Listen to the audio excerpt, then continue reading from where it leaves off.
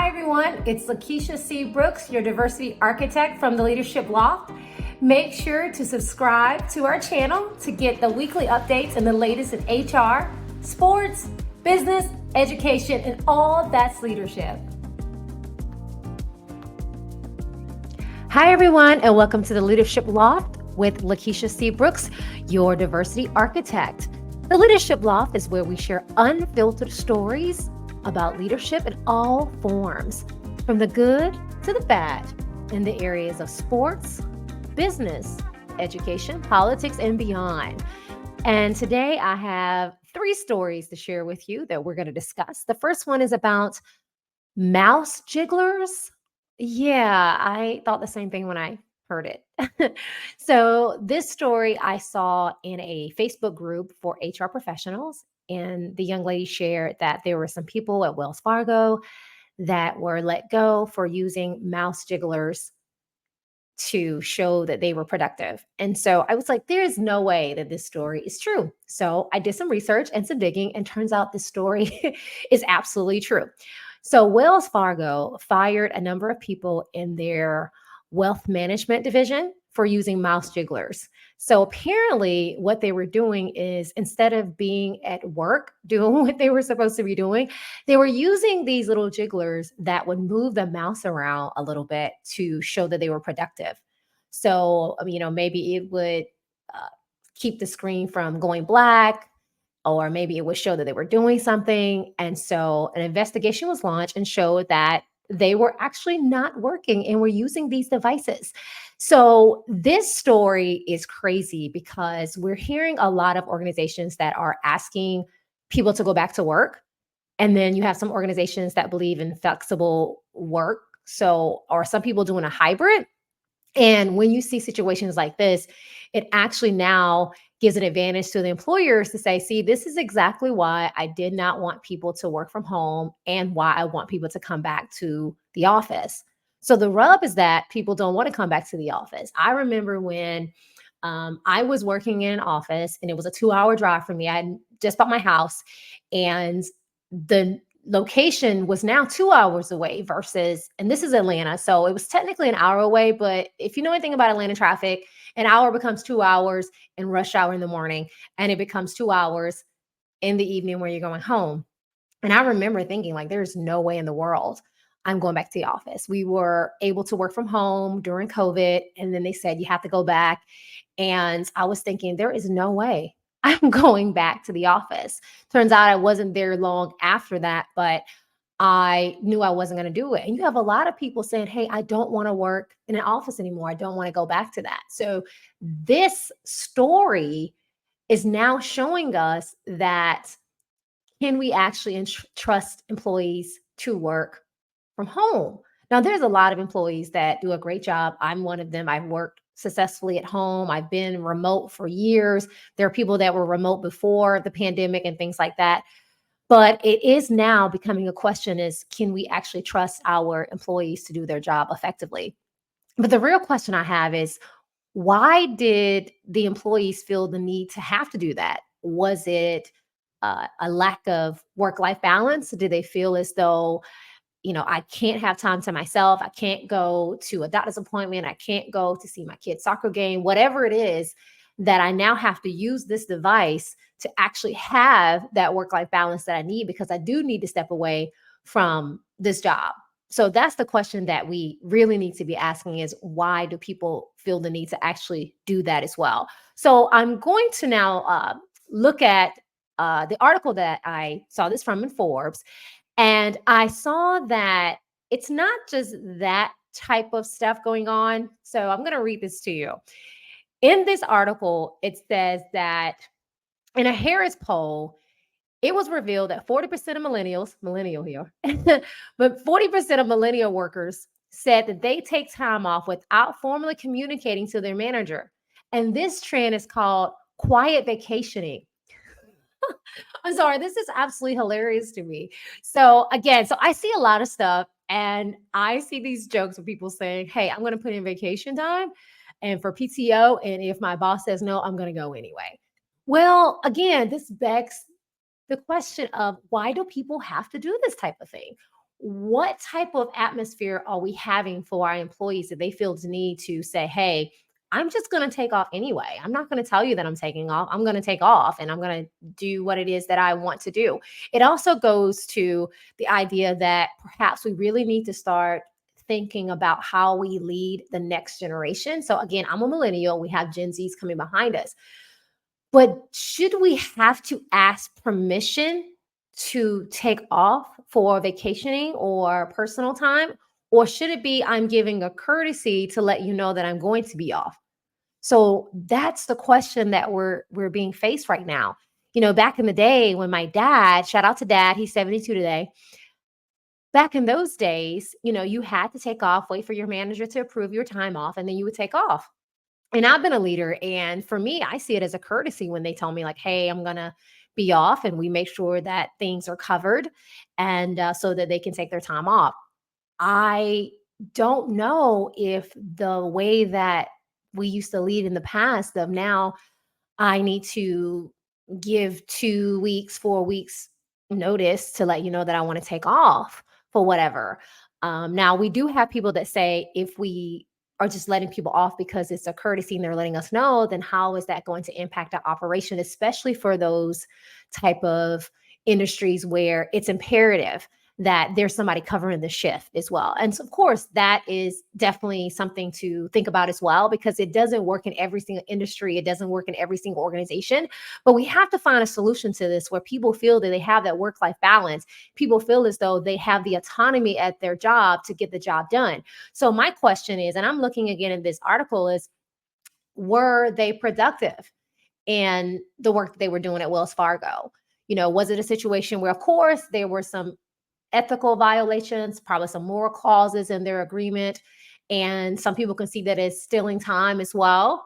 But again, the question is, were they productive? Were they hitting their numbers? And I also read in the article that some of the employees felt the pressure to hit numbers and hit quotas. And this is not the first time that we've seen Wells Fargo in the news for some type of discretions, if you will.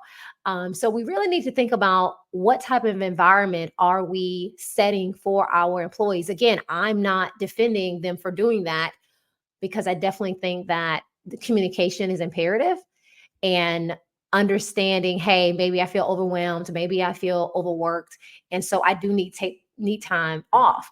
I had a friend of mine, he had a new job, and he shared with me he could not take off for, I don't know, the first 2 months. And I'm like, how does that work? Like, how does, like, you can't take off like in the first 2 months? I mean, what if you have an appointment? Like, what if something comes up? I mean, I would hope that they would be understanding to that.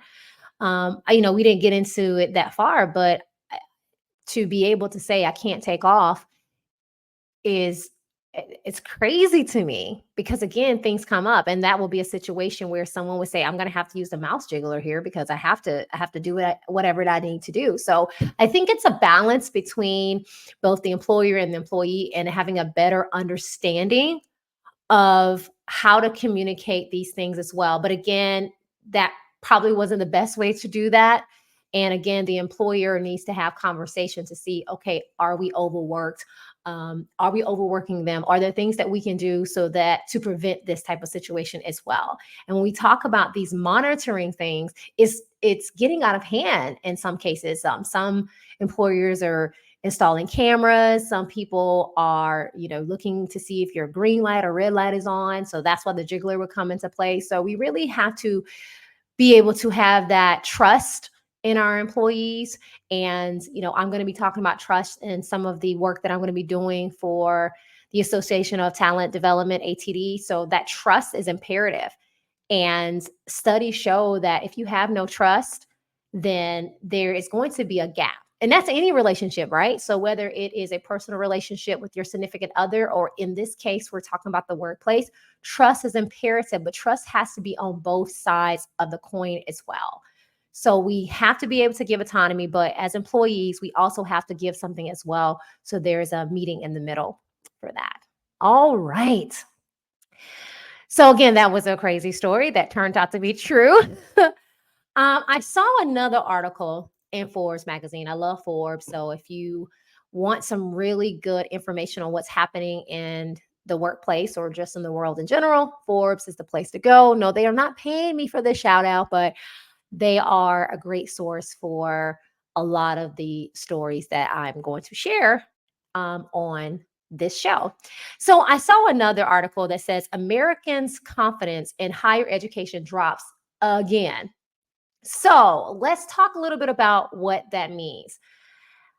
And again, let me just put this disclaimer out there. I love education. I have 2 master's degrees. I was going to get my doctorate, but looked at those student loans and said absolutely not to that. So I will not be getting those. But I know a lot of my colleagues do have a number of doctorates and are very successful at that as well. So let's look at some of the information here. So there was a Gallup poll that looked at people's mindsets towards higher education and its importance, and is it a big deal to have that higher education as well. And so from this poll, it said that the numbers have dropped for public attitudes towards higher education since 2015. Am I shocked? Absolutely not. Of these numbers, 57% of respondents had a great deal or quite a lot of confidence. 10% had little to none, and that was in 2015. In 2018, that number went from 57% of people having a lot of confidence in higher education. That number dropped to 48% that had a quite deal of confidence or a great deal of confidence. So you see that the numbers are definitely going down when it comes to confidence in higher education. And so we have to ask ourselves, why is that? And for me, the reason why I think that number has decreased, or the reason why we don't have as much confidence, is, for one, some people are wondering, is it really worth it to have a degree, some type of higher education when it comes to traditional education, right? So we're not talking about 2-year schools or JUCO, which is junior colleges. We're talking about those traditional 4-year universities. There's a lot of people that have a lot of student loan debt that don't have jobs that match the amount of debt that they have. I'm someone that has a lot of student loan debt. And that's one of the reasons, as I stated, that I stopped when it came to getting my doctorate as well. So we have to think about, is it really worth it? The ROI of getting your degree, is it really worth it? And I typically tell people, like, you really need to know what you want to do in your career. You really need to know where you want to take it. And I know that's really sometimes means nothing when you're talking to an 18, 19-year-old who is excited about going to college. And I remember going to Georgia State and thinking, I'm going to be a CNN correspondent. As you see, I am not a CNN correspondent. I've had a really great career in counting, but it was shifting. At one point I wanted to be a sportscaster on ESPN. So it's hard to stress to an 18, 19-year-old, of course, and starting in high school, saying, when you go into college, know what you want to do, because it does change. So that makes it a little bit difficult as well to be able to have that confidence in it as well. As I mentioned, the pricing of education. I remember going to Europe and speaking to some of my colleagues, and they were absolutely shocked that not only did we have to pay for higher education, but the cost of it. So it was really hard for them to grasp the concept that we had to pay so much for higher education as well. So I want to look at some of these other numbers and share them with you. And it says, among the roughly 1/3 of Americans that were very little or no confidence in higher education, here's some of the stuff that was said. 41% said colleges were too liberal, trying to brainwash students or not allowing them to think for themselves. So that goes to a lot of the DEIB work that we're seeing. And of course, some of the DEIB laws and legislations are impacting higher education as well. And I want to look at another stat that aligns with what I was just talking about, that 28% cited cost as a reason why they're not as confident. And I just talked about that. The cost of education is really, really high, and it leads to a lot of student loan debt. And if you think about when you're trying to get a house and they're looking at your debt to income ratio, student loans are considered in that. And I remember when I was trying to get my house, that was one of the things that they talked about. And luckily I had a my income was higher with my job and the monies that I brought in, but that is something that's now impacting our younger generations and those in my generation as a millennial as well to becoming homeowners as well. So that's another reason why people are saying, "Hey, I'm not as confident because it's now going to impact my future." Having a house and other things that I want to invest in for myself, it's going to be impacted because now I have so much student loan debt.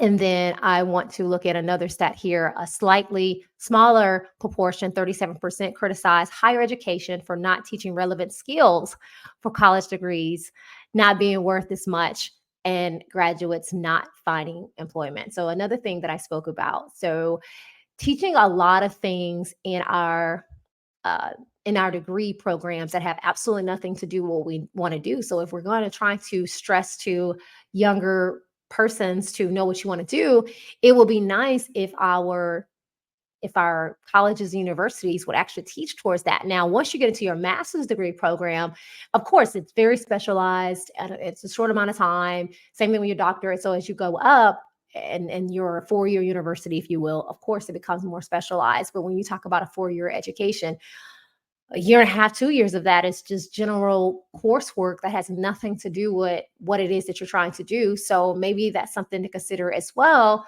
If you talk about the relevant skills, if I want to go to a college, if you will, 4-year school, I would like to study more of what I want to study. And then what I saw in the article is the good news is those 2-year universities. So shout out to those 2-year schools. Again, those community colleges, those junior colleges that may be focusing more on those 2-year degrees, the more of associate degrees that really focus a little bit more on what it is that the person is trying to do as a career. Do not get away from technical schools. Those are great. If you want to have a technical trade, a lot of those things are always going to be here to stay. And even if AI does happen, because a lot of people are afraid of AI, you could just get educated on that and see how AI can help enhance those technical skills you already have versus taking away your job. So I'm going to look at some of the numbers there. And again, this survey said that Americans are significantly more confident in 2-year colleges than 4-year colleges. And about half of them said that they had a great deal of confidence in community colleges compared to 33% who reported to have high levels of 4-year universities and colleges. So again, winning are those 2-year schools. They are really great, less expensive as well, so a lot more affordable as well. So I definitely want to encourage people, think about those 2-year schools. Don't think about the reputation that they've had in years past. Oh, I can't go to a 2-year school. I don't want to go to that type of school, but you have less debt. You come out with more skills that are more tailored towards your field of choice. And again, those trade schools are imperative. Like, I mean, they are, right now I'm having some work done to my house, and those individual contractors, they are incredible. And so much so that I thought about, like, hey, maybe I should learn how to do some of that stuff because you're going to always need someone to help you fix up your house and build your house and things like that. And the skills and the respect that we should be giving to those individuals that are able to do that is needed. I definitely have an appreciation for those. My dad is a blue collar man as well. He went the tech route as well. He was in the military and he initially went to UCLA for about a semester and it wasn't for him. So then he came back to Georgia, went to a tech school, and learned. I think he is an auto technician, and of course, all those different technical skills you have to improve over the years. We're able to do that, and so you see right there that the traditional 4-year school at a UCLA wasn't for him. It was more so a technical track for him. Now, and I say all this going to a traditional 4-year school for both my undergrad and my master's degrees. And I love Georgia State, love Central Michigan University. And one of the things that I did do in high school was take the technical route and track. So in our high school, you could have college prep or you could have technical, and I did both. Of course, at that time, 18 years old in 2002, I really didn't know how important it was, but I did know that I needed to be able to do that, to have a diverse background as well. So again, shout out to 2-year schools, not to put down the 4-year schools, but we have to find a remedy for those 4-year schools so that we see more an advantage for our students, and it's not as expensive for them as well. So when they do come out, they're able to find gainful employment and to be able to also live their life and contributing to society as homeowners and other areas that we would love for them to do. All right, so now let's shift to our final story. And this story is going crazy in the HR space. And if you are someone in the HR space, then you know exactly what I'm talking about. And SHRM just finished their annual conference, and it's huge.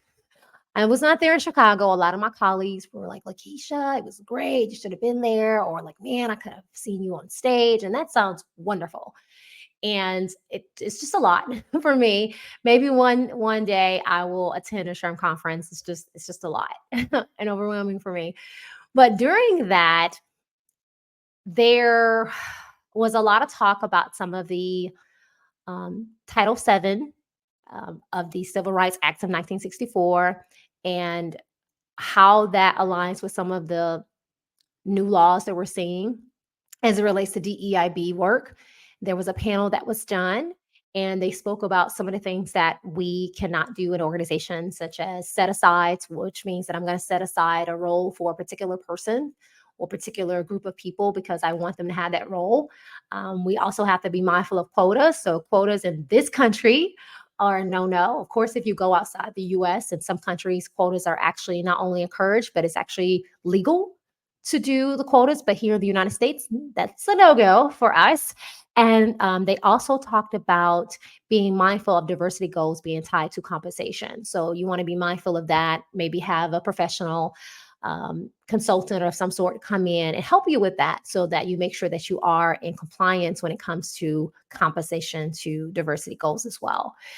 And so not only was that a big conversation, of course, but recently SHRM announced that they were dropping the E from their acronym and the work that they're doing. And so I have it here and I want to read it so I don't misquote anything or anybody.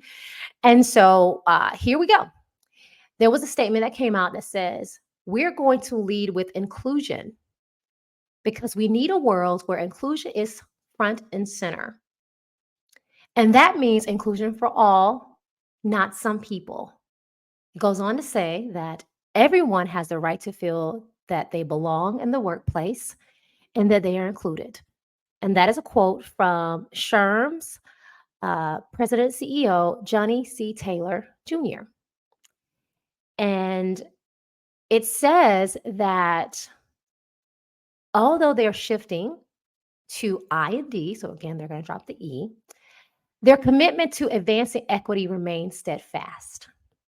Equity will be integrated under the broader inclusion framework, continuing to be a priority in their strategy and leadership decisions. And so with this, they received a lot of backlash for this.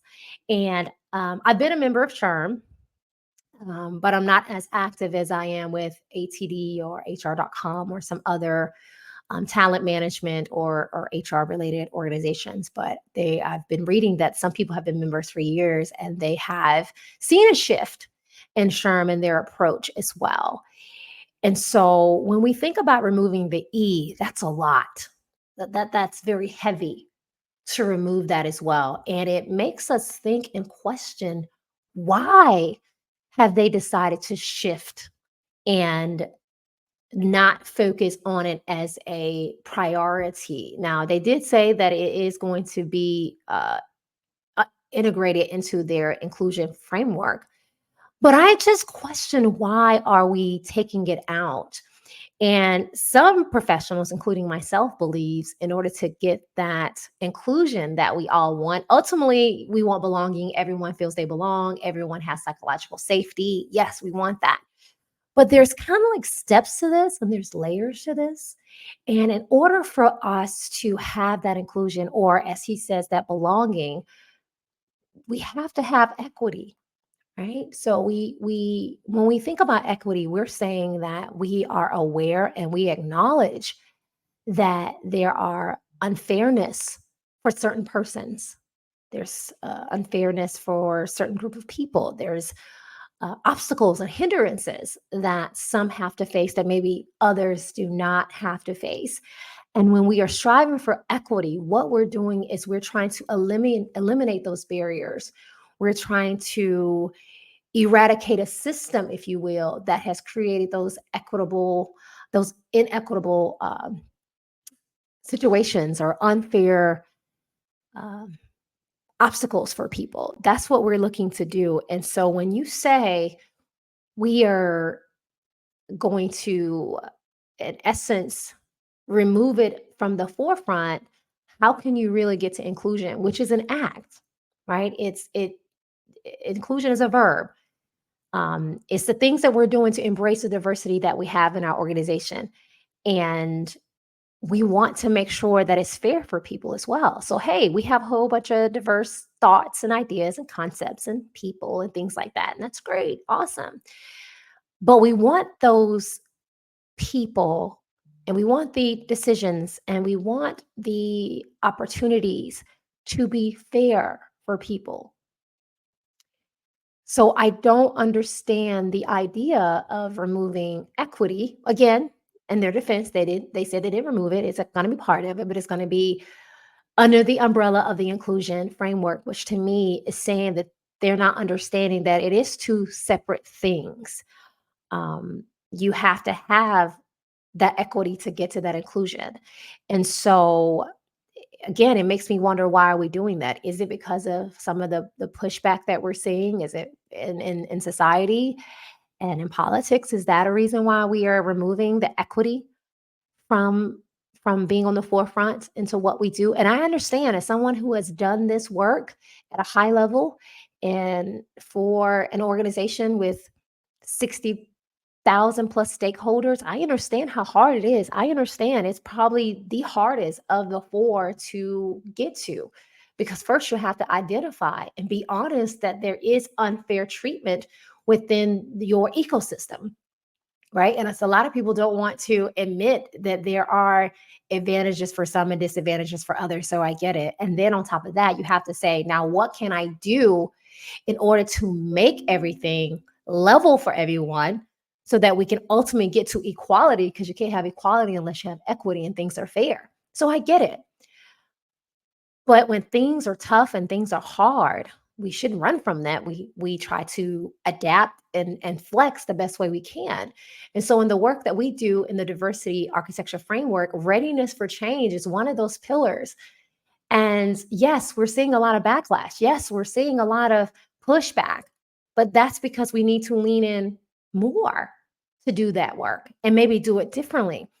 So again, I want to hear from you all. So please put in the comments, what are your thoughts of why they may be going away from having equity be on the forefront and focusing on inclusion as the forefront as well. So I want to just share that it's nothing wrong with inclusion being on the forefront, because we need all of these areas. And some organizations, there's even a focus of justice. So we do have to identify which of these areas we want to focus on, because it's a lot of work to say, hey, I want to do all of them. So I definitely at least commend them for saying, hey, we've done the research and these are the two that we want to focus on. But I think that a lot of people are wanting to hear a little bit more as to why the decision was made to take away the E in equity. Again, because we're seeing a lot of places, especially if they say, and I'm going to read this again, everyone has a right to feel that they belong in the workplace and they are included. I can't feel as though I'm included, and I can't feel as though I belong if it's unfair throughout this organization. If I feel that I can never have an advantage to become in the C-suite or become a leader or to have an opportunity, I'm never going to feel included, because I don't. It's unfair to start with. I'm never going to be able to feel I belong here. So I think again, we may want to rethink that, and I would love to see their inclusion framework, because perhaps it will answer all of our questions as to having E removed, and maybe they have it in such a way where equity is still highlighted, is still a focus, especially because in the HR space, it's about the humans.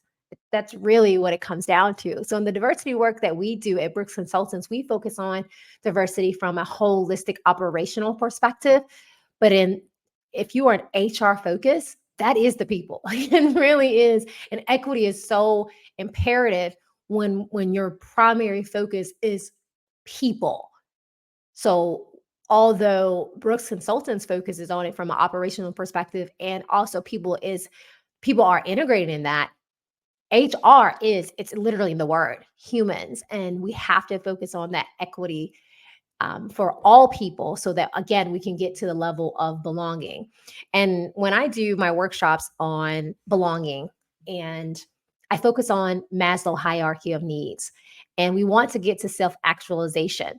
That's ultimately what we want everyone to get to, and even ourselves as leaders, we want to get to that as well.